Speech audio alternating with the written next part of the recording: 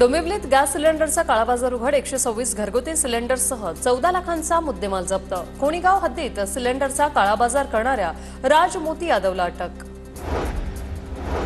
मुसळधार पावसामुळे चिपळूण जवळचा सवत्सडा धबधबा प्रवाहित। परशुराम घाटाच्या पायथ्याशी असणारा धबधबा पर्यटकांसाठी आकर्षणाचा केंद्रबिंदू। रत्नागिरी जिल्ह्यात पावसाची धुवाधार बॅटिंग। लांजा तालुक्यातील पनोरे गावात एक घर आणि 7 गोठ्यांचं नुकसान। पावसामुळे घरात शिरलं पाणी। सकाळी पाणी ओसरल्यानंतर घरात सगळीकडे चिखलाचं साम्राज्य। सिंधुदुर्गात वेंगुर्ला मठ घोडगे राज्य मार्गावर झाड कोसळलं।